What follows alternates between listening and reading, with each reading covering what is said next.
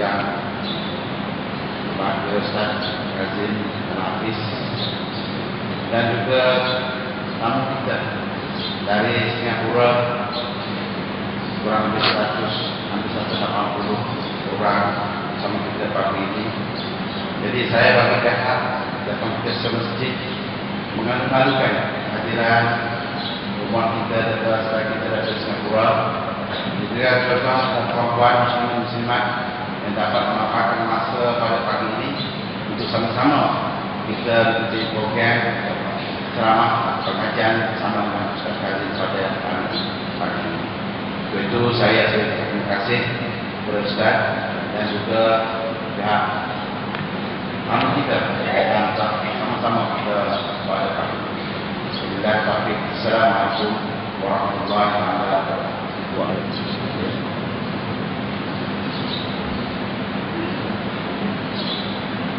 Assalamualaikum warahmatullahi wabarakatuh.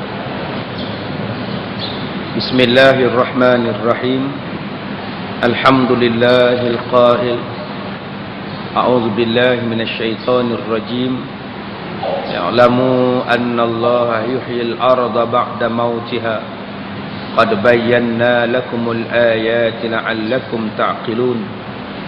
Asyhadu an la ilaha illallah wahdahu la syarika lah wa asyhadu anna Muhammadan abduhu wa rasuluh.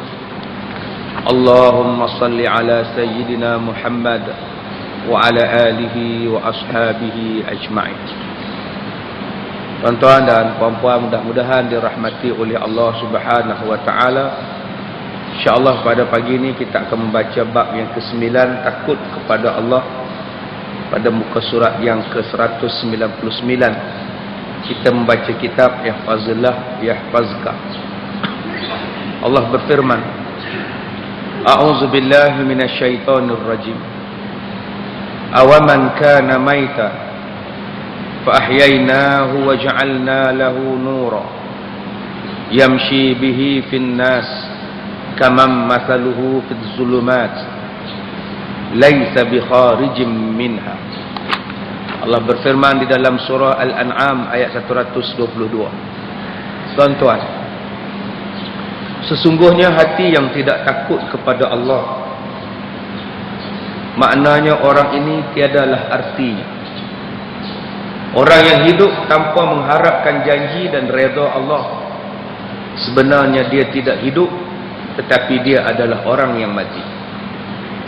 Mukaddimah pengarang kitab ni kata, manusia yang hati dia tidak takut pada Allah, dia tidak bimbang, dia tidak takut. Apa benda yang dia nak buat pada nafsu dia, dia ikut. Apa kata dia yang dia rasa nak sesuai, apa yang dia rasa nak sebut, dia sebut. Apa benda juga yang dia nak buat, hati dia, nafsu dia kata nak buat, dia nak buat. Dia tak fikirkan Allah suka ke, Allah tak suka ke. Kerja dia, dia nak buat. Kerja dia, dia nak cakap. Maka orang yang sebegini dipanggil sebagai orang yang mati. Mati apa?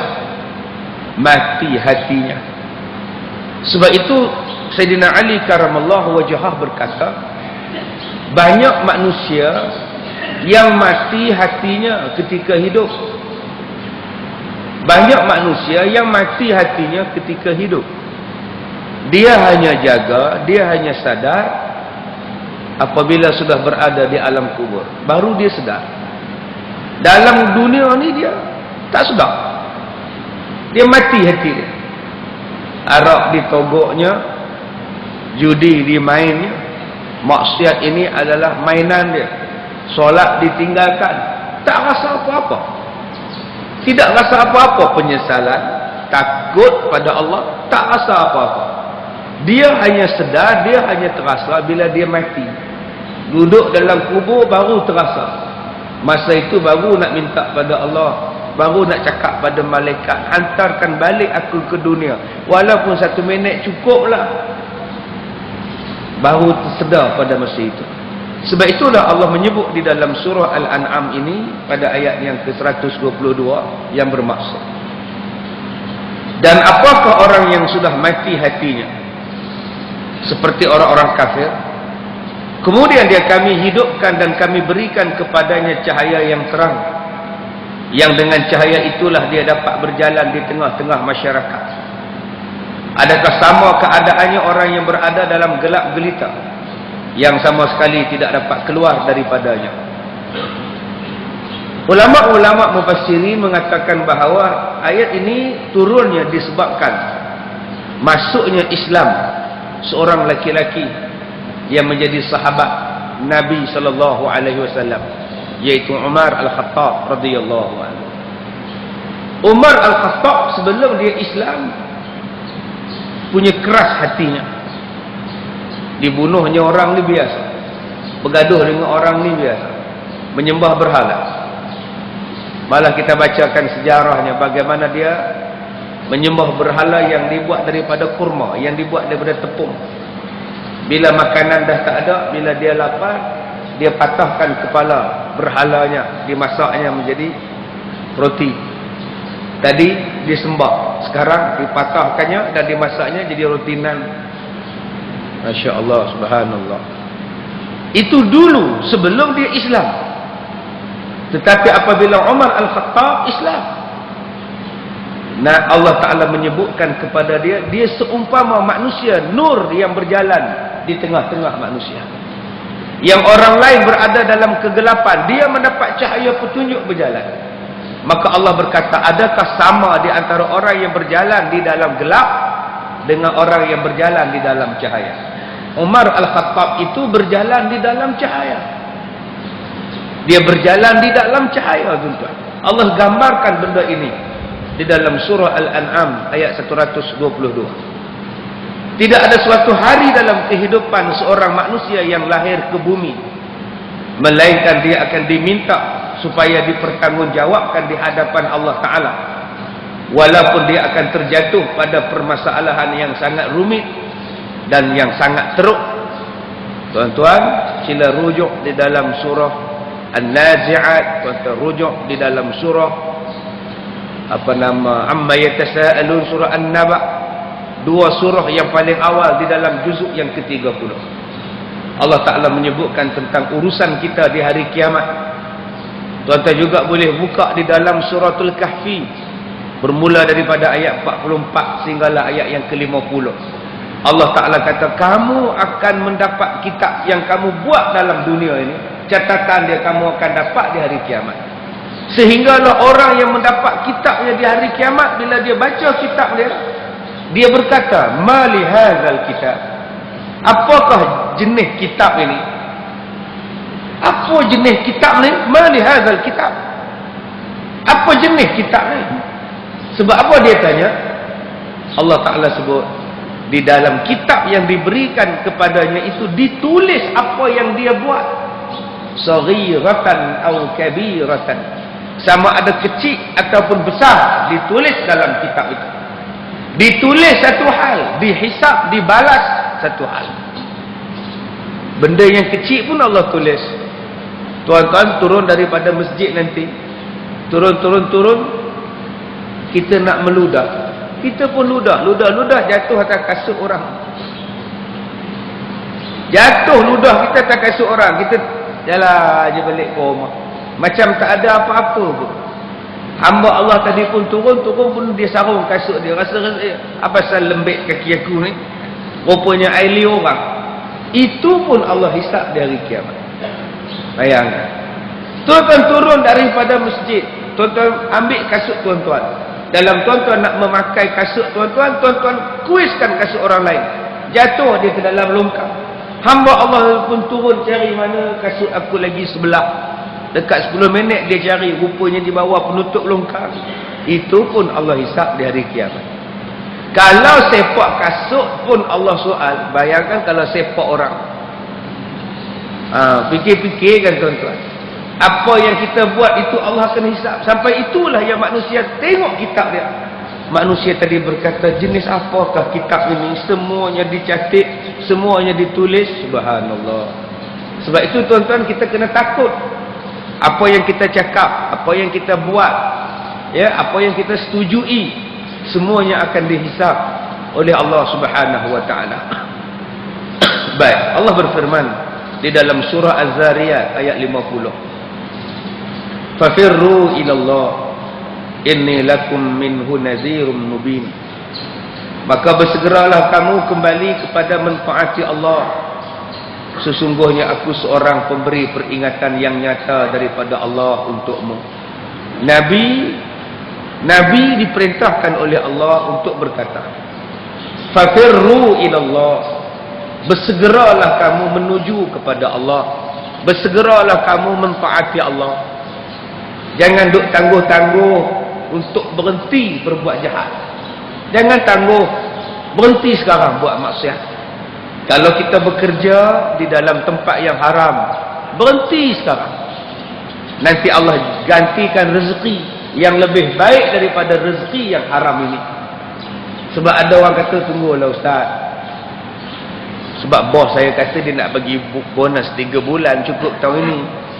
Biarlah saya rasa dulu, rasa bonus 3 bulan. Apa nilai bonus 3 bulan nak dibandingkan dengan kemurkaan Allah Subhanahu Wa Taala? Sebab ada orang yang cakap macam itu. Tunggulah kejap, saya nak dapat bonus ni 6 bulan. Akak kerja apa? JRO Ustaz. Jangan dekat. Berhentilah sekarang. Banyak kerja lain boleh buat lagi. Bersepak-sepak rezeki yang Allah Ta'ala bagi. Allah Ta'ala sebut kepada kita, rezeki kepada kita ni bersepak-sepak. Alam naj'alil arda mihada. Bukankah aku berikan kepada kamu hamparan bumi? Dihamparkan bumi untuk kamu. Maknanya kita boleh mencari rezeki di mana-mana pun.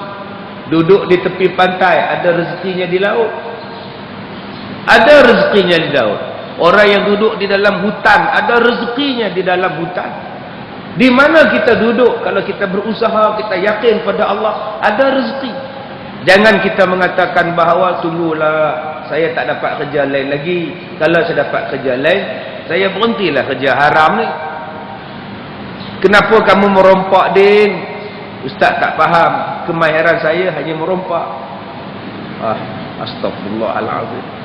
Saya hanya mahir untuk merompak. Masya Allah. Banyak kerja lain lagi yang boleh dibuat. Kenapa yang kamu nak buat macam itu? Sebab itu Allah Ta'ala sebut fafirru ilallah. Kalau sekarang ini dalam harta kita ada harta anak yatim yang belum kita berikan hak dia, berikan sekarang. Jangan simpan-simpan. Kalau dalam harta kita sekarang ini ada yang belum dibayar zakat, bayarkan. Jangan tangguh-tangguh. Kalau dalam harta kita ini ada hak orang lain, hutang yang tidak dibayar, bayarkan sekarang. Kalau dalam harta kita ini ada sumber yang syubhah, ada sumber yang haram, clearkan. Jangan tangguh-tangguh. Kalau kita ada dosa dengan mak bapak, jangan tangguh-tangguh. Mak, ampunkan saya, mak. Ibu, ampunkan saya, ibu. Minta ampun sekarang. Kalau kita hari ini ada salah dengan orang, minta maaf sekarang. Jangan tangguh-tangguh. Sebab kita tak tahu bilakah ajalnya akan dijemput, bilakah kita akan habis nyawa kita. Sebab itu Allah kata fafirru ilallah. Bersegeralah kamu mentaati Allah. Inni lakum minhu nadhirun mubin. Sesungguhnya kata Rasul, kata Allah kepada Nabi Muhammad, sesungguhnya aku ini seorang pemberi peringatan yang nyata daripada Allah untukmu, kata Allah kepada Nabi Muhammad. Cakap macam ini kepada umat kamu. Kamu hanyalah pemberi peringatan. Pekerjaan yang paling utama daripada seorang hamba yang hidup dalam dunia ini tidak lain dan tidak bukan adalah untuk beribadat kepada Allah Subhanahu wa taala. Itu adalah pekerjaan yang paling utama. Wa ma khalaqatul jinna wal insa illa liya'budun. Tidaklah aku ciptakan jin dan manusia melainkan untuk beribadat pada aku, kata Allah. Maknanya pekerjaan yang paling bagus ialah beribadat pada Allah. Itu pekerjaan paling bagus. Bila sebut itu ibadat kepada Allah, itu adalah kerja yang paling mulia. Buat. Pukul 6, pukul 5.30, pukul 4.30 kita dah sampai di masjid. Sekarang kita duduk dalam masjid, kita baca kitab, kita baca Quran, kita baca terjemahan dia, kita baca huraian dia. Apakah pekerjaan yang lebih besar daripada ini? Orang berkumpul duit setiap hari, kumpul duit sebab nak mengerjakan haji. Bila Allah jemput dia menunaikan haji, bukankah itu pekerjaan yang paling mulia untuk dia? Tuan-tuan, kita boleh buang selimut kita. Kita boleh buang selimut kita. Kita mandi, kita ambil wuduk, kita pakai telekung, kita pun sembahyang.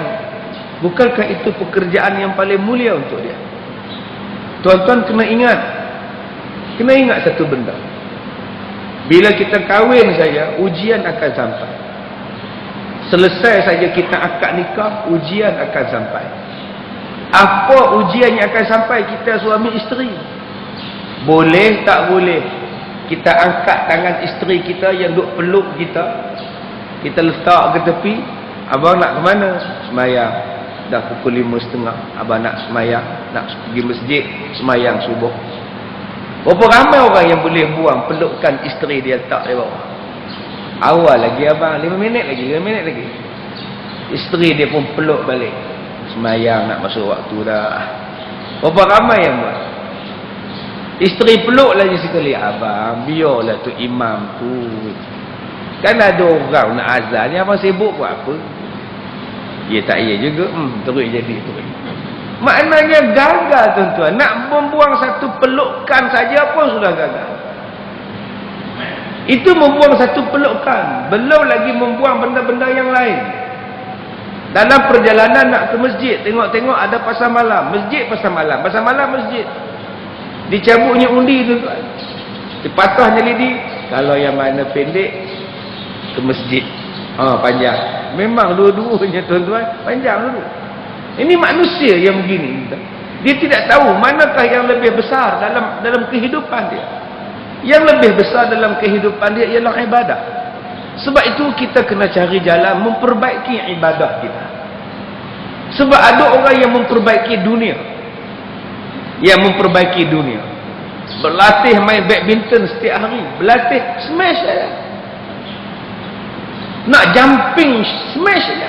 Setiap hari itulah kerja dia. Sampai dia cabut ni tulang ni. Ada orang yang training untuk buat in swing. Dia sepak bola tu terus masuk ke palang gol.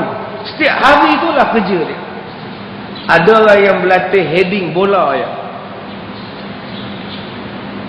Cukup 20 tahun heading, Parkinson terus. Macam itu tuan sekarang. Dalam bab dunia dia buat betul-betul. Tapi dalam bab akhirat, dalam bab ibadat, dia tak nak buat betul-betul. Quran tak nak dibacanya betul-betul. Elok tak elok bacaan Quran aku. Sembahyang yang aku sembahyang ini betul tak betul bacaannya. Ibadat yang aku buat ini betul ataupun tidak betul. Yang tu dia tak training pula. Yang dunia ni dia training. Padahal tidak ada apa pun, tak masuk gol, bukannya berdosa. Kalau smash dia sangkut dekat jaring pun dia tak berdosa. Tapi tak, dalam bab dunia dia mencari kesempurnaan. Tetapi dalam bab ibadat, dalam bab akhirat dia tidak ada kesempurnaan. Yang ni yang merugikan kita tuan-tuan. Kita melebihkan dunia lebih daripada akhiratnya. Tidak ada kemuliaan dan tidak ada jalan keluar daripada masalah kecuali kalau dia benar-benar menjadi hamba Allah Subhanahu wa taala. Sebab itu tuan-tuan, kedudukan manusia yang paling tinggi di sisi Allah ialah kedudukan yang dipanggil sebagai ibadur rahman, ibadullah, hamba Allah. Kita nak target nak menjadi hamba Allah. Manusia kalau sebut hamba, hina. Siapa tu tuan? Oh, itu hamba saya. Oh, kita pun rasa hina bila sebut hamba. Isteri kalau dia marah pada suami dia akan marah dengan tengking. Abang ingat saya ni hamba abang ke? Semua nak suruh-suruh ingat hamba saya. Tak. Tok Siak pun kalau pengurusi arah, kamu lap tu. Dia pun cekak pinggang, dia tengok pengurusi masjid. Apa tu Haji ingat saya ni tuan hamba tu Haji ke? Dia marah tuan. Bila sebut hamba je marah tuan. Tetapi manusia, kalau Allah panggil kamu hamba aku, Allah iktiraf dia sebagai hamba Allah, itulah kedudukan yang tinggi seperti mana yang dipanggil oleh Allah Subhanahu wa taala kepada Nabi Muhammad sallallahu alaihi wasallam, seperti dipanggilnya oleh Allah di dalam surah Al-Furqan ayat pertama. Tabarakalladzi nazzala al-furqana ala 'abdihi liyakuna lil 'alamin nadhira. Maha suci Tuhan yang telah menurunkan Al-Quran, Al-Furqan, yakni Al-Quran kepada hambanya, agar dia menjadi pemberi peringatan kepada seluruh alam jin dan manusia. Semalam saya sebutkan pada tuan-tuan, Nabi Muhammad sallallahu alaihi wasallam tidak dipanggil oleh Allah dengan panggilan ya Muhammad. Allah tak panggil dia ya Muhammad. Allah panggil dia ya ayuhan nabi, ya ayuhan rasul. Mulianya panggilan Allah pada Nabi. Allah panggil Nabi dengan panggilan yang sangat mulia. Ya ayuhan Nabi, gelaran dia, wahai Nabi. Ya ayuhan Rasul, wahai Rasul. Dia tak panggil ya Muhammad. Nabi-nabi lain Allah panggil ya Adam, uskun anta wa zawjukal jannah. Wahai Adam, tinggallah kamu dan isteri kamu dalam syurga. Ya Ibrahim, wahai Ibrahim. Ya Nuh, ya Lut. Tetapi bagi Nabi kita, ya ayyuhan Nabi. Mulia tuan-tuan, mulia. Ya, kalau kita panggil orang lain, hei Dola, hei Mamat, hei Tipa. Tetapi tiba-tiba dengan satu orang kita panggil dia, ya cikgu. Baik cikgu. Yang lain semua cikgu, cikgu Latifah, cikgu Murni, cikgu Syari. Tak, cikgu Murni macam pernah dengar je ustaz. Cikgu Murni, cikgu Syari, ya, cikgu Nurdin. Kita panggil, hai Murni, hai Syari, hai Nurdin. Tiba-tiba untuk cikgu Muhammad kita panggil dia, hai cikgu. Lain tuan-tuan. Jadi kalau Allah memuliakan panggilan Nabi kita dengan panggilan ya ayuhan Nabi, kenapa kita nak panggil Nabi Muhammad dengan Muhammad? Kalau Allah pun tak panggil ya Muhammad, siapalah kita nak panggil Nabi dengan panggilan ya Muhammad? Sebab itulah kita panggil Sayyidina Muhammad. Apa salahnya sebut Sayyidina? Apa salahnya? Sebagai membesarkan Nabi sallallahu alaihi wasallam. Dalam perjalanan saya nak datang tadi, saya buka radio. Dia pasangkan lagu Raihan ke apa kan? Wahai Tuhan, ku tak layak ke syurgamu, namun tak pula aku sanggup ke nerakamu. Ampunkan daku, terimalah taubatku. Tuan-tuan, ini satu bentuk syair daripada imam-imam dulu, ulama-ulama dulu. Gurindam syair, zikir ini pun orang tikai. Apa ni? Tak nak masuk syurga ke? Wahai Tuhan, ku tak layak ke syurgamu. Ilahi la tulil firdausi ahla wala aqwa ala nar jahim. Dan aku tak layak ke nerakamu, aku takut ke nerakamu. Apa punya cerita ni, kata dia. Kita nak syurga lah bro, kata dia. Astagfirullahaladzim. Dia boleh sebut sesat tuan-tuan. Gila ke apa ke orang tu ni? Orang tanya dekat saya, ustaz, apa pendapat ustaz yang mengatakan Imam Syafi'i bila baca zikir ini sesat punya zikir ni, gurindam ni sesat, syair ni sesat? Apa komen ustaz tentang ustaz ni? Saya jawab, sepatutnya kalau Imam Syafi'i masih hidup, Imam Syafi'i pun kena mengaji dengan dia. Kalau dah sampai pandai menolak Imam Syafi'i, menolak Imam Ghazali, kalau gitu, kalau andai katalah hidup balik Syafi'i, kena pergi tadah kitab kat ustaz ni. Oh, terror betul. Sampai nak katakan orang ni sesat, orang tu sesat. Hang siapa? Kamu siapa? Fahamlah betul-betulnya siapa di kalangan tuan-tuan ni yang boleh angkat tangan. Tuan-tuan ni layak untuk syurga Tuhan. Angkat tangan. Saya nak angkat. Tak. Tuan-tuan, tiga Nabi kata. Kedudukan rumah dalam syurga. Rumah yang paling bawah di tepi syurga, rumah di tengah-tengah syurga, rumah di atas syurga, paling tinggi, view paling tinggi. Rumah yang paling bawah ni untuk siapa? Nabi kata kediaman mahligai dalam syurga yang di tepi syurga. Untuk orang yang sentiasa bercakap benar. Sentiasa benar, siddiqin, qaulul haq, cakapnya adalah benar. Orangnya adalah benar, siddiqin, tak pernah bohong-bohong. Cuba tuan-tuan tanya diri kita masing-masing. Siapa sini yang tak pernah bohong? Tiap-tiap hari bohong. Orang minta sedekah pakcik, relax. Duit tak ada. Dalam bank 100,000, dalam poket 1,000, tak ada duit. Isteri tanya, abang kenapa tak bagi RM1 siang budak tu? Kenapa cakap tak ada duit? Abang ada duit tapi tak ada duit kecil. Nampak pandai pula bohong. Kalau tak ada duit kecil, semua nok 50, ambil nok 50, korak doa nak habis baru pada kamu. Itu namanya bodoh. Tuan-tuan, yang kamu nak bagi pada dia tu wang daripada rezeki Allah. Asalnya kamu tidak ada rezeki, Allah yang bagi rezeki. Kalau kamu bagi pada dia, Allah ganti balik. Itu pun kita berbohong. Banyak bohong tuan-tuan. Boleh kita yakin kita masuk syurga? Rumah yang kedua disediakan untuk siapa? Untuk orang yang meninggalkan bertengkar. Al-Mira', dia tinggalkan pertengkaran. Dia tak nak bertengkar. Dia tak nak bertengkar. Dalam hidup dia tak nak bertengkar. Rumahnya dalam syurga. Di tengah-tengah syurga. Siapa di sini yang tak nak tengkar?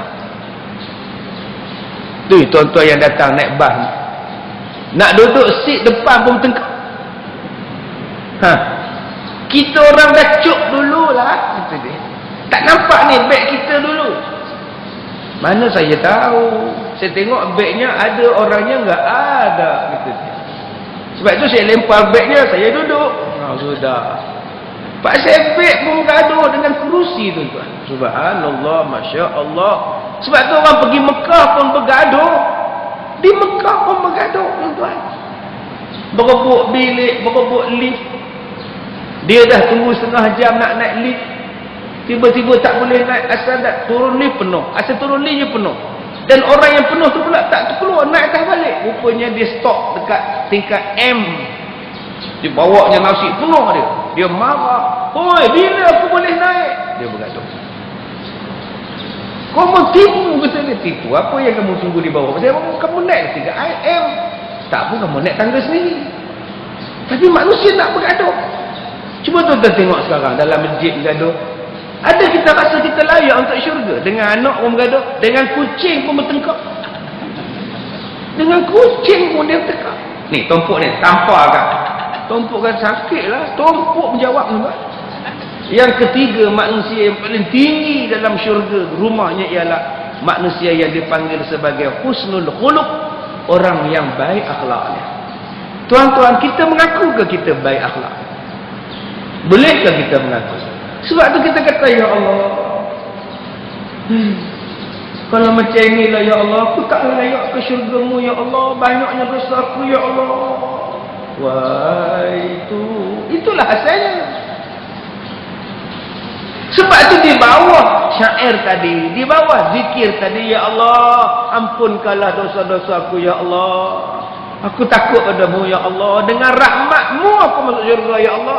Kalau nak kira pada amalan kita tuan-tuan, tak layak kita tuan-tuan.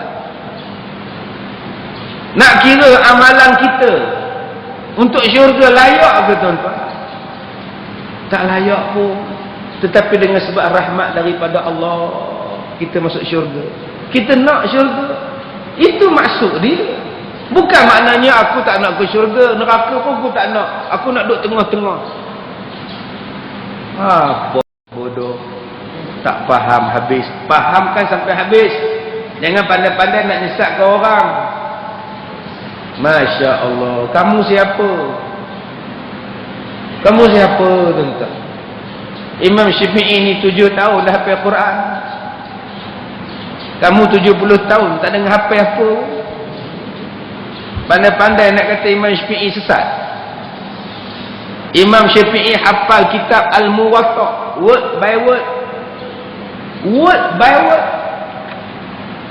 Bukannya page. Tengok, ni word by word. Hafal kitab Al-Muwatta. Tak payah tengok, tuan-tuan, hafal. Saya start kuliah tadi pukul 6.20, sekarang 6.45. Siapa yang boleh hafal apa yang saya cakap tadi? Tak ada. Imam Syafi'i bila dia belajar dengan Imam Malik, Imam Malik cakap, dia boleh ulang balik apa yang Imam Malik cakap, tidak jatuh walaupun satu perkataan. Punya tinggi daya ingatan pemikiran dia. Tiba-tiba Ustaz Malaysia ni boleh sebut mak apa kena makan, boleh sebut sesat. Fahamkan betul-betul. Tuan-tuan duk benar-benar aku ni layak ke syurga ya Allah. Semayang subuh pun pukul 7. Sebaik hari ni ada jamuan awal sikit datang. Subhanallah. Macam mana? Dah. Aku ni baca Quran pun jarang. Sebaik malam ni ada baca Yasin, anak aku nak periksa, aku bacalah Yasin kat sekolah. Baru nak baca. Kamu nak kata kamu syurga?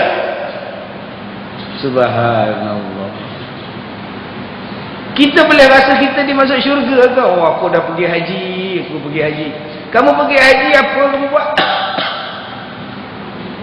Orang dulu pergi haji jalan kaki, orang dulu pergi haji jalan naik unta. Kamu sekarang membuta je dalam kapal terbang. Oh, gitu ini. Dia bangun hanya pramugari kejut. Ayam ke ikan? Itu je dia bangun. Macam itu kamu kata kamu nak syurga. Orang dulu masya-Allah tidak ada aircon. Sekarang masjid kamu depan hotel kamu. Buka tingkap hotel, buka tingkap masjid. Dulu air tidak ada, kena korek air Zam-Zam kena bagi. Sekarang air Zam-Zam sejuk ada panas ada. Punya jauhnya nikmat sekarang daripada dulu. Tapi Allah ni Maha Pemurah. Pergilah haji, mudah-mudahan kamu dapat syurga. Sebab itu kena faham tuan-tuan hadis ini. Ini boleh kata sesat. Mana-mana kata orang sesat. Kaji sampai habis zikir ni. Sebab itu dia mohon ampun, ya Allah. Kau ampunkanlah dosa-dosaku, ya Allah. Mudah-mudahan syurga lah tempatku, ya Allah. Dengan rahmatmu, ya Allah, kita ke syurga. Itu maksud Imam Syafi'i, Imam Ghazali dalam zikir dia itu. Baik, kemudian Allah Ta'ala berfirman tentang kepribadian Nabi Muhammad sallallahu alaihi wasallam. Wa annahu lamma qama Abdullah yad'uhu kadu yakununa alaihi libada.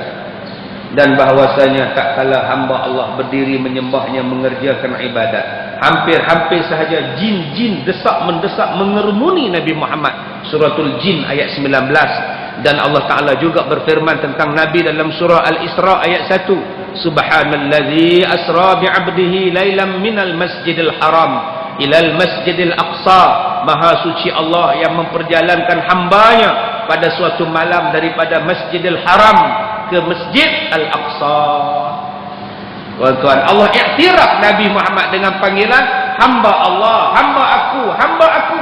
Allah panggil dia Maha Suci, Maha Suci Allah yang memperjalankan hamba aku. Masya Allah. Dia tak sebut yang memperjalankan Muhammad, dia tak sebut. Dia sebut dengan gelaran yang memperjalankan hamba aku. Masya Allah. Pengiktirafan yang sangat tinggi, hamba aku. Sebab apa?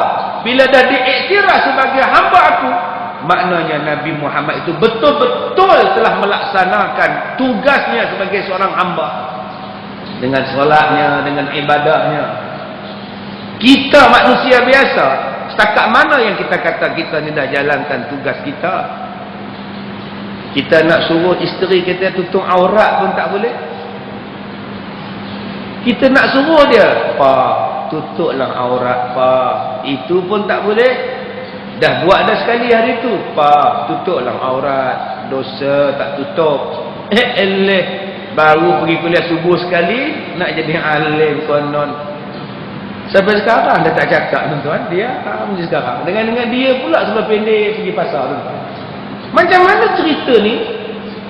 Adakah kita nak kata kita ni hamba Allah? Banyak orang bila sedekah, dia bubuhnya hamba Allah. Bagus.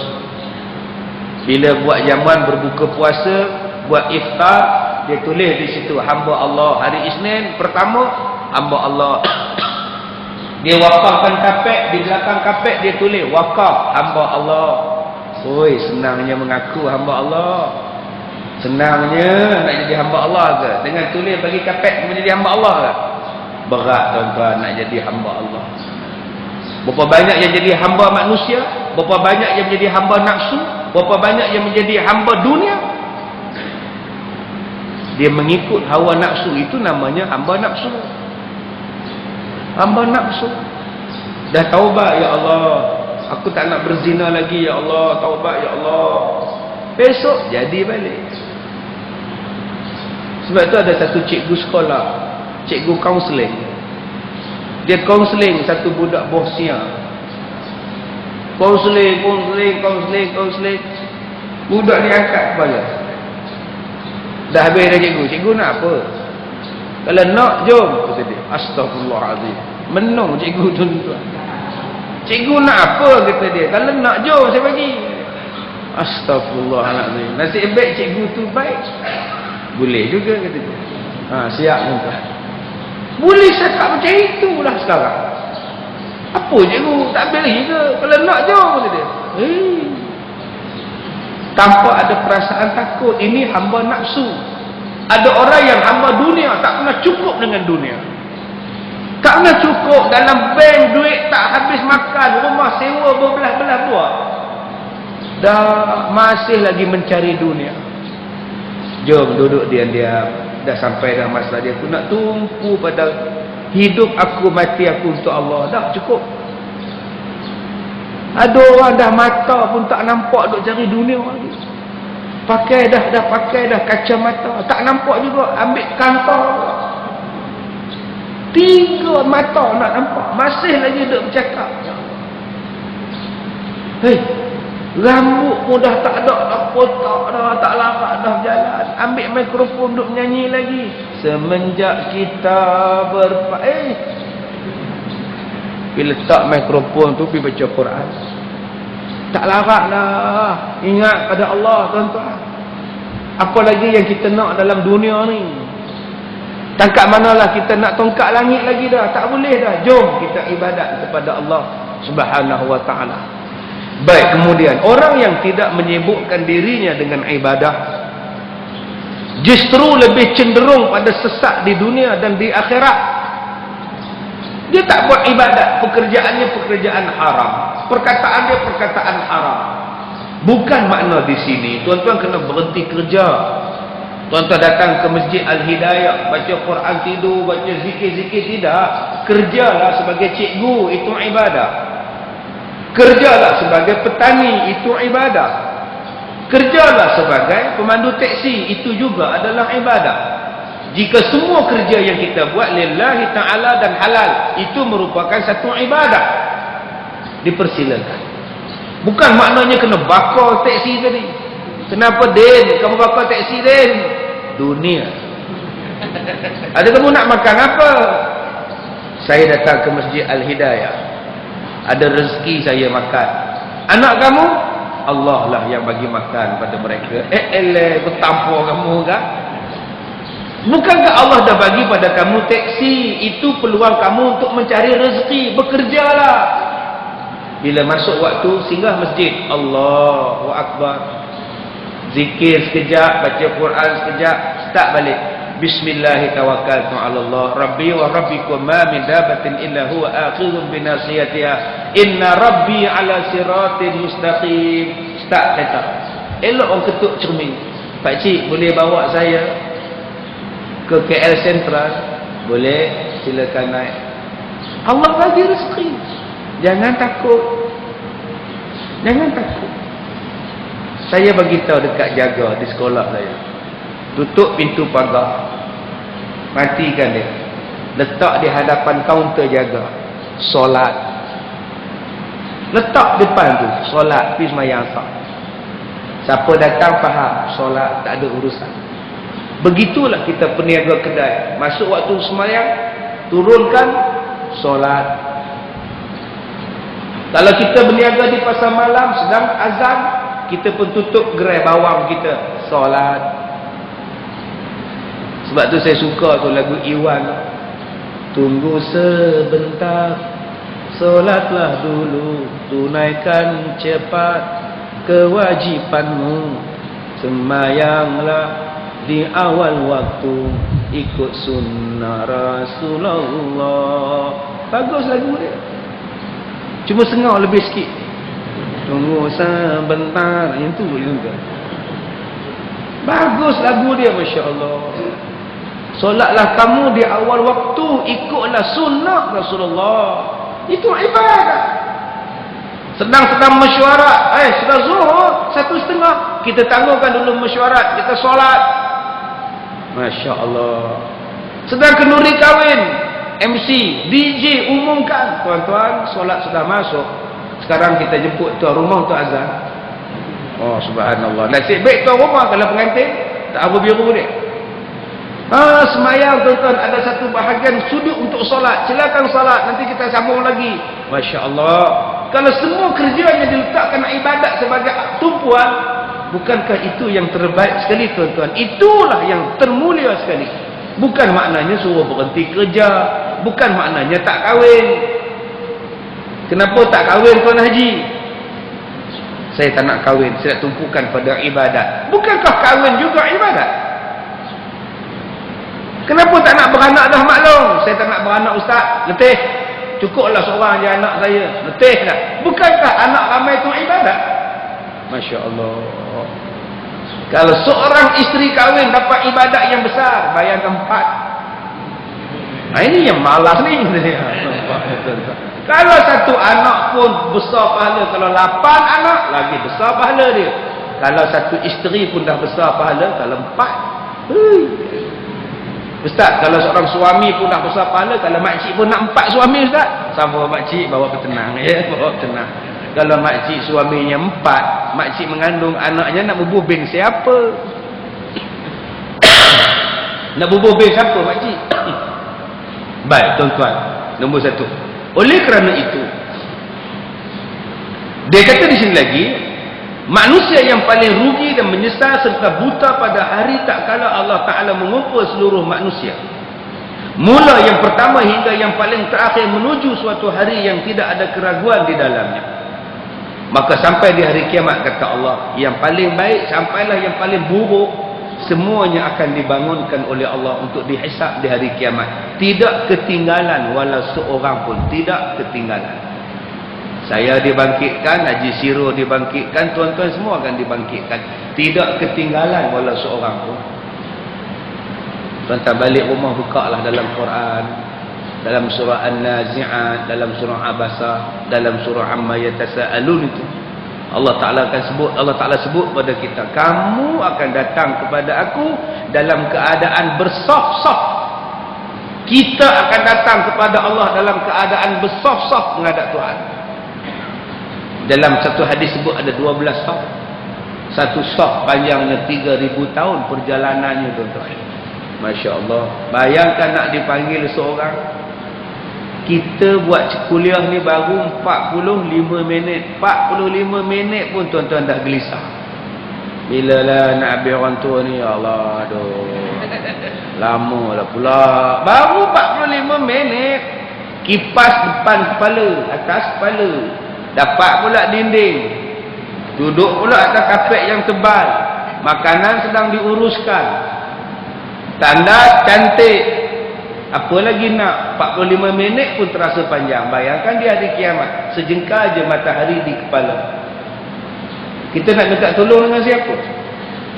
Sekarang tuan-tuan boleh lari balik. Nampak aku nak kerja. Selapan aku masuk kerja. Tuan-tuan boleh balik bangun. Tuan-tuan sekarang terasa nak buang air, pergi ke masjid tandas, selesai masalah. Tuan-tuan sekarang lengah, tak boleh menyandar, banyak lagi dinding kosong, depan ni pun kosong dinding, datang sandar lah. Tapi di hari kiamat, dinding mana yang nak dibersandarkan? Kipas mana yang nak cari? Payung mana yang kita nak pakai? Ekor mana yang nak dipasang? Tidak ada ekor, tidak ada payung, tidak ada apa. Yang cuma ada arash Allah.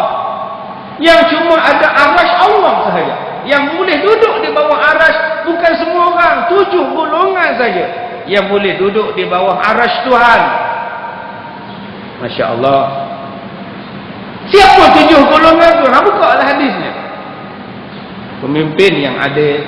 Ya Allah, aku pemimpin yang zalim. Muhasabah. Orang tua yang hatinya melekat ke masjid, aku ke karaoke. Ya Allah, aku takut. Itulah dia. Orang tua yang hatinya melekat ke masjid, dia pula melekat ke karaoke. Dangdut. Tua-tua masih dangdut. Ya Allah. Baju umbrella masuk seluar jin, ikat dengan tali pinggang, dangdut. Ya Allah. Gigi palsu pun terkeluar masuk. Macam mana ni? Anak muda yang jiwanya ke masjid. Masya Allah. Berapa banyak anak muda yang hatinya tidak ke masjid, hatinya ke tempat lain. Kalaulah kita faham betul-betul, ya Allah, patutlah Imam Syafi'i kata, ya Allah, aku tak layak lah ya Allah kalau macam ini. Ampunkanlah aku ya Allah, aku nak jadilah orang baik ya Allah. Itulah maksud zikir tadi. Dia suruh kita muhasabah balik. Ini tidak. Dituduhnya hamba Allah tu sesat. Masya Allah. Kamu yang sesat jalan. Mengata orang sesat, kamu yang sesat. Oleh kerana itu Allah meminta kita supaya sentiasa takut kepada Allah. Di situlah nampak Allah kata takutlah pada aku. Tiap-tiap minggu diberi ingat. Di mana? Tu di atas mimbar. Ayuhan nas, ittaqullah. Setiap minggu. Tapi ustaz, saya tak datang sembahyang Jumaat. Setiap tahun sembahyang raya. Sembahyang raya pun saya tak datang ustaz. Kamu ni agama apa? Sembahyang Jumaat tak datang, sembahyang raya tak datang, sembahyang fardu, apatah lagi kamu ni agama apa? Saya sembahyang Jumaat. Di mana? Di rumah. Oh. Macam mana sembahyang di rumah? Saya buka televisyen secara langsung ustaz, kata dia. Serupa juga, kata dia. Boleh ke? Apa tak boleh pula? Tuhan pun faham dalam era globalisasi ni kita kena gunakan teknologi. Kepala otak kamu. Tuan-tuan jangan duk guna akal. Buka TV dengar khutbah Jumaat. Anak dia lalu depan. Khutbah. Dalam rumah tuan-tuan. Buat gila ke apa kamu ni? Hukum Allah takkan berubah sampai bila-bila. Nak sembahyang Jumaat datang masjid. Nak main Jumaat datang tempat perhimpunan, nama pun Jumaat.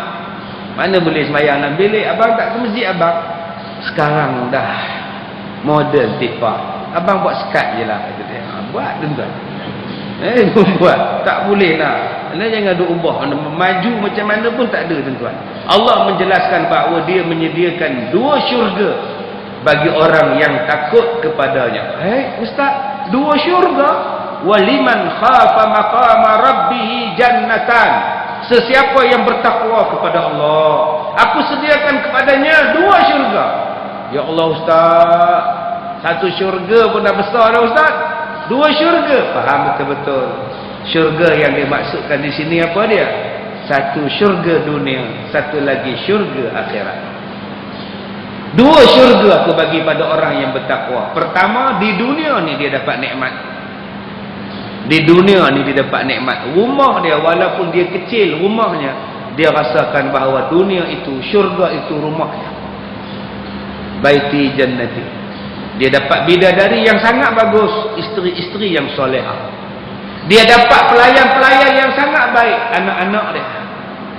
Dalam dunia ada isteri, dalam syurga ada bidadari.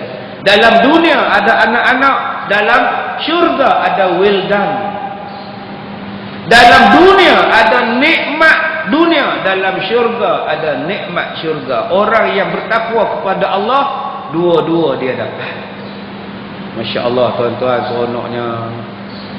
Orang tanya pada saya, ustaz, Saya pun tengok anak-anak, ya Allah Ustaz, oh pening kepala saya tengok anak-anak saya ni, saya pening kepala Ustaz. Dengan rantai besar, dengan subang besar, itu anak sulung. Anak sulung ni subang dua-dua belah, rantai dua-dua belah, tempuk dia pakai, belakang pun ada, depan pun ada. Dia balik rumah Ustaz, dia bercakap, ada subang dekat lidah dia Ustaz. Ya Allah Ustaz, oh itu anak dia nombor 1. Anak nombor 2 pula lain pula cerita dia Ustaz. Apa pula makcik? Kerja dia pula duduk dalam bilik berzikir tak habis-habis Ustaz. Bercelak mata ni hitam sampai tak boleh buka mata Ustaz. Tasbihnya tengah makan pun subhanallah, subhanallah, subhanallah. Kerja tak ada Ustaz. Kerja dia ialah subhanallah, subhanallah, subhanallah. Kerja apa pun tak nak Ustaz. Oi. Lepas subuh dia tidur sampai pukul 12. Bila tanya kenapa tidur, pergilah kerja din. Orang Arab pun tidur lepas subuh mak. Subhanallah, subhanallah Ustaz. Udah dakwah apa pula ni Ustaz. Anak nombor 3 saya Ustaz pula lembut Ustaz. Oi. Habis bedak saya, gicu saya dipakainya Ustaz. Oh, letih dah saya. Tuan-tuan pernah dengar tak seorang ibu, seorang ayah yang macam ni? Yang anak sulung dengan heavy metal. Anak nombor 2 black metal. Anak nombor 3 pula ya Allah metallic. Ya Allah. Semuanya metal belaka ni. Sebab itu dalam kitab disebut, orang yang taat pada mak bapak ada baiknya. Ada orang yang taat pada mak bapak, ini balasan dia. Orang yang derhaka pada mak bapak, salah satu kesan lawan mak bapak, dikurniakan anak-anak yang jahat dan buruk rupa kelakuan dia. Buka dalam kitab. Anak-anak yang soleh kepada mak bapak, nanti dia dapat anak-anak yang dia dapat itu cantik, cerdik, bijak dan seronok melihat kelakuan mereka. Sebelum kita marah pada anak yang jadi metal deck tadi, cuba cek kita ni metal apa. Kita kahwin pun lari, mak tak setuju, bapak tak setuju. Masa kita nak kahwin itu, mak bapak kata jangan. Mak, saya pilihan saya. Mak punya pilihan, mak punya pasal. Saya nak jaga. Kita lawan mak kita. Mak sakit, kita tak bela pun. Mak menangis kerana kita tak rasa apa-apa pun. Kita tetap dengan keras kepala kita. Malah sebelum mak kita mati, kita tak minta maaf pun daripada mak. Sampailah dia menghadap Allah Subhanahu Wa Taala, kita tak ada apa pun. Tunggu, Allah akan datangkan bala pada kamu. Salah satunya dikurniakan anak-anak yang bermasalah. Semalam masa saya nak sembahyang Jumaat di masjid ini, masa nak sembahyang Jumaat di masjid ini dalam pukul 1 semalam, 1.10, keluar orang hantar mesej, Ustaz, ayah salam sedang nazak setara. Saya pun balas, sama-samalah doa. Saya pun sembahyang Jumaat sampai kat hotel kat pukul 3. Lagi sekali mesej masuk, Ustaz, ayah salam telah meninggal dunia jam 2.30 petang tadi. Saya pun jawab, innalillah. Orang tua ni tuan-tuan sudah tua. Saya pergi ziarah dia minggu lepas di hospital. Doktor tebuk dia punya tepi ni sebab paru-parunya berair. Ditiup keluar masuk ke dalam takung di bawah. Banyaknya air, saya kata dekat dia. Banyaknya air Tuan Haji, Baba, banyak air Baba. Saya panggil dia Baba. Tak tahulah Ustaz, doalah Ustaz. Sihat juga. Saya pegang tangan dia, doa, sabarlah Tuan Haji. Semalam dia orang telefon masuk balik hospital, belah sini pula kena tebuk, paru-paru berair. Semalam inna lillahi wa inna ilaihi raji'un. Tapi saya nak bagi tahu tuan-tuan, umur dia 88 tahun. Tak pernahnya tinggal sembahyang berjemaah tuan-tuan. Sepanjang saya jadi jiran dia, subuh ke, hujan ke, peti ke, sembahyang berjemaah di masjid. Subuh-subuh datang tuan-tuan, bungkuk 80 lebih. Saya jadi jiran dia dulu. Datang, jalan pakai baju putih, kain putih, baju putih, piah putih. Jenis orang Hindustan.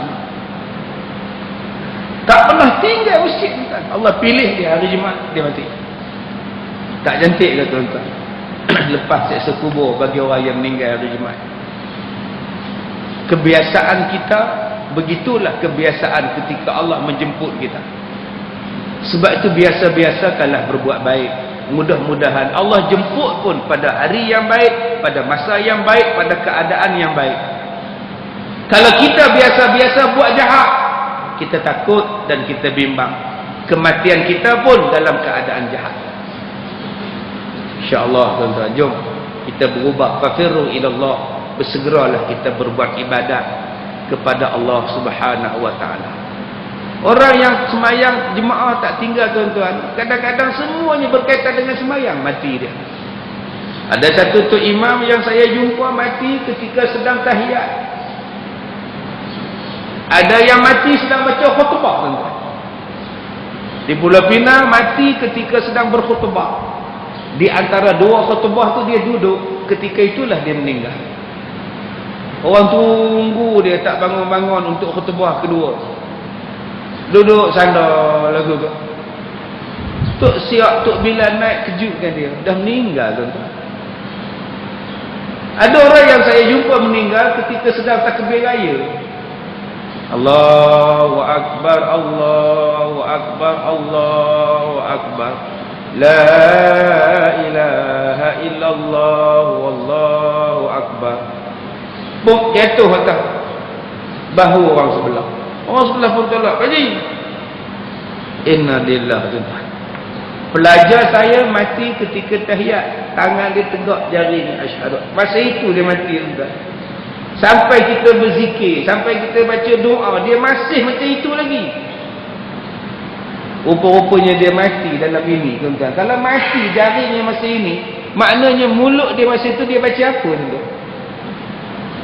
Ada baca apa? Cintaku 100%. La ilaha illallah. Mati. Tak jatuh dia, tahiyat ada sampai orang dah bersalam, dia masih tahiyat. Rupanya dia mati ya Allah. Astaghfirullahalazim. Alhamdulillah ya Allah, bagilah kita mati macam tu ya Allah. So imam di Bukit Mertajam tu tuan-tuan, mati ketika sedang sujud. Ya Allah, ya Allah, seronoknya ya Allah. Ini mati tengah minum arak, tertelan botol. Tu nak kata apa tu tuan-tuan? Mati baru lepas berzina, mati dalam mabuk, nak kata apa tu tuan-tuan? Ada ustaz mana ke dia kata ni apa hal berdoa ramai-ramai? Berdoa ramai-ramai apa salah? Ni yang berdoa ramai-ramai ikut tu imam ni, mana dia tahu makna tu? Main berdoa aja. Sebab dia tak tahulah, dia minta tu imam tolong doakan Rabbana zalamna anfusana. Kita tu kan amin je lah. Salah di mana ni ya Allah? Berapa banyak kita wakil. Saya tak erti cakap, mintalah tu haji cakap kan. Sebab tu kita wakil haji suruh bercakap.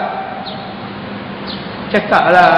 Saya tak erti cakap, haji suruh pun cakap. Alhamdulillah. Silakanlah. Serupa itulah dengan berdoa. Pernah tak Nabi Muhammad berdoa dan sahabat-sahabat aminkan? Ada. Masa bila tak adanya Nabi Muhammad semayang minta hujan, Nabi doa, sahabat amin.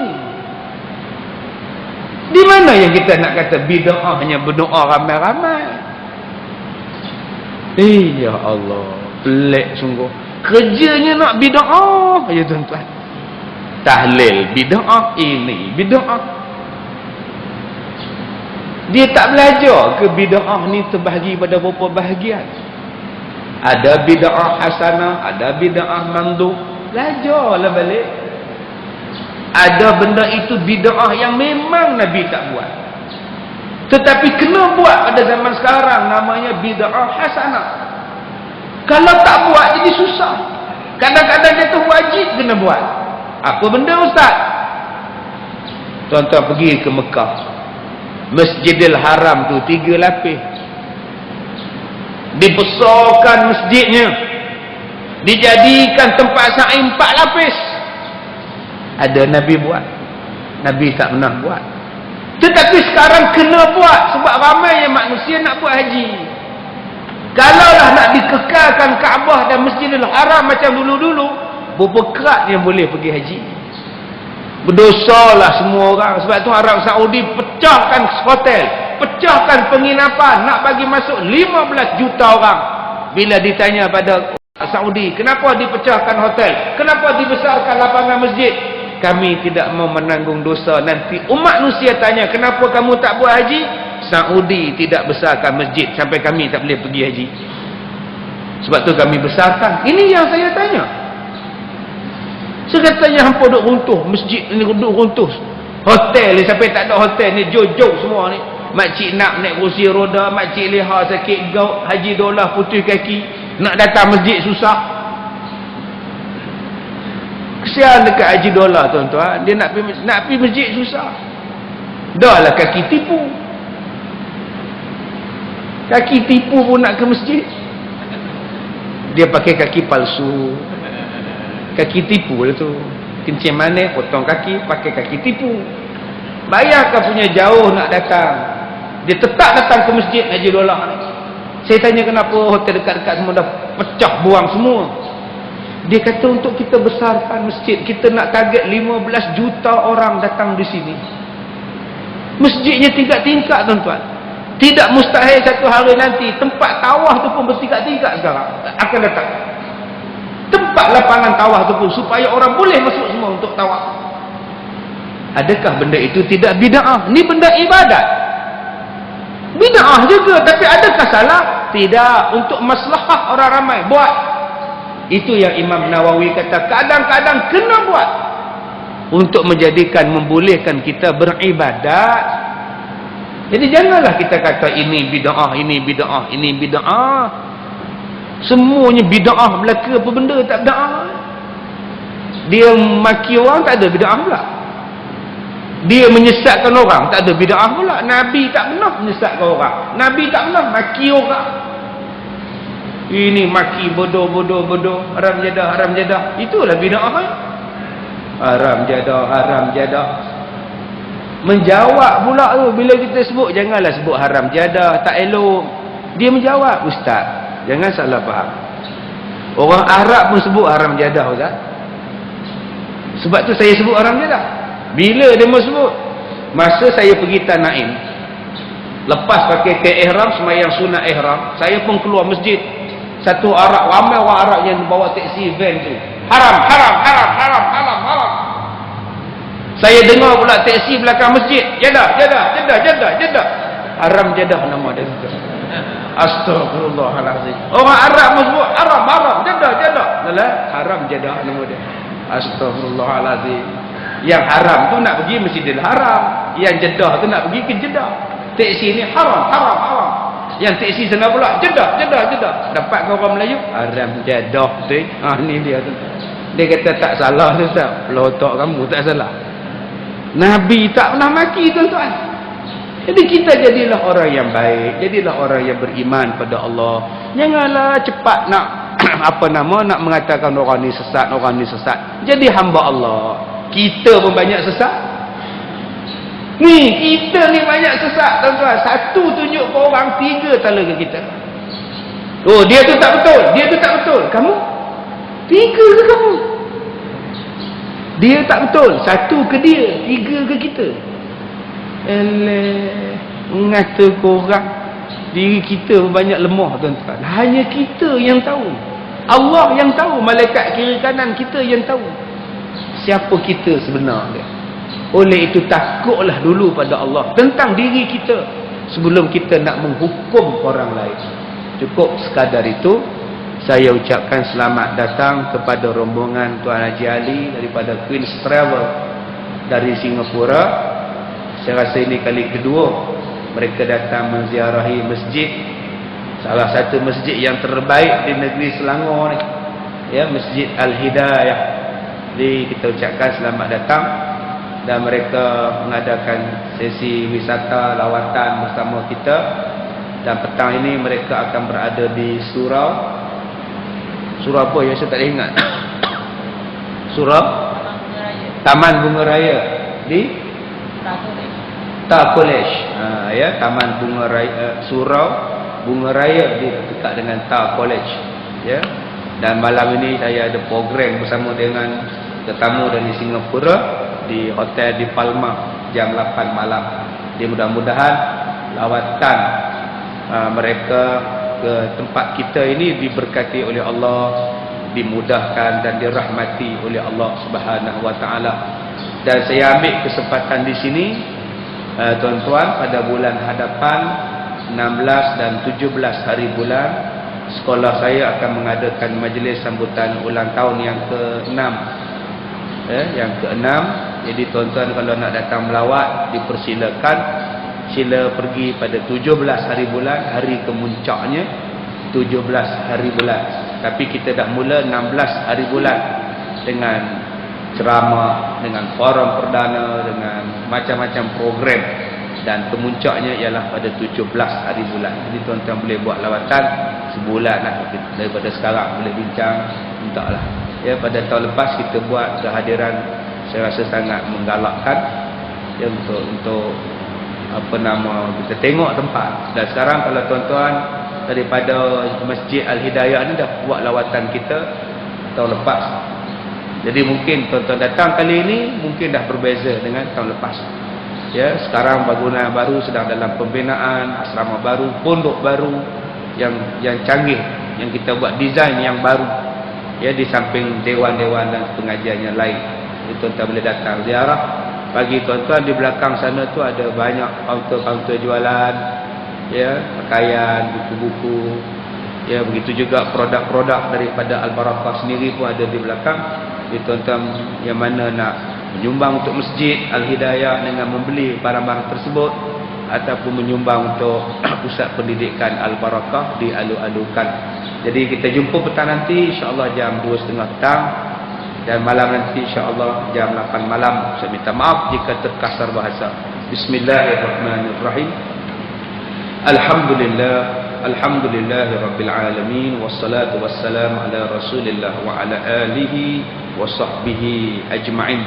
Rabbana zalamna anfusana wa illam taghfir lana wa tarhamna lanakunanna minal khasirin. Rabbana la tuzigh qulubana ba'da idh hadaytana wa hab lana min ladunka rahmah innaka antal wahhab. Rabbana ighfir lana dhunubana wa liwalidina warhamhuma kama rabbayana saghira. Rabbana atina fid dunya hasanah wa fil akhirati hasanah wa qina adzaban nar.